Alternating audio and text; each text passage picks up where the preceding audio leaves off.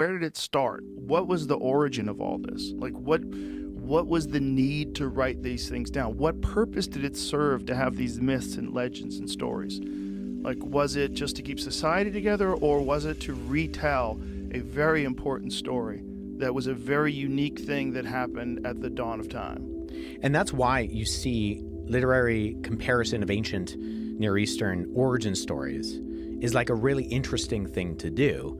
Because when you look at something like the Enuma Elish, which was the Babylonian creation story, and then you look at something like Genesis chapter 1, there are obvious crossovers with, like I said before, these ancient Near Eastern conventions. Mm-hmm. But then you can see that the author of Genesis is making these points that are actually rebutting something like the origin stories of the surrounding cultures that largely believe that matter is like eternal and the gods come out of the created world, and that there's this narrative of the battle that takes place where some gods fight against other gods, and the world around us that we see and like human beings are the end result of this battle. And so they would read this on every Babylonian New Year. And one of the main themes was basically that like it's all chance. It's all a random mistake. You were created without purpose and intention because Tiamat gets destroyed.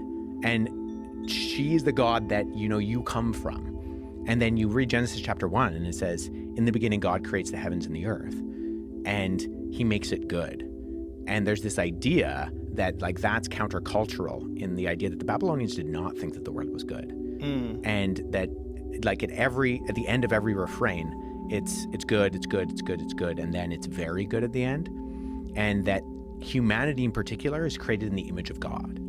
Like that's a very, not just like kings, which a lot of ancient Near Eastern cultures believed that kings were created in the image of God, but that humanity in general is created in the image of God. And this idea of the Imago Dei, that that's why you're different. Like, why are you different from all the animals? Right. Because you're given something that exemplifies a unique quality.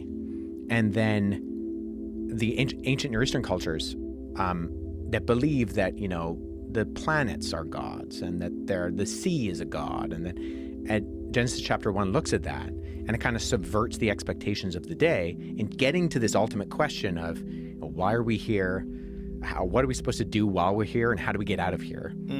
And it says that no, there's purpose, there's meaning, there's intention, and actually a lot of the things that you worship, it's pretty stupid because God created them.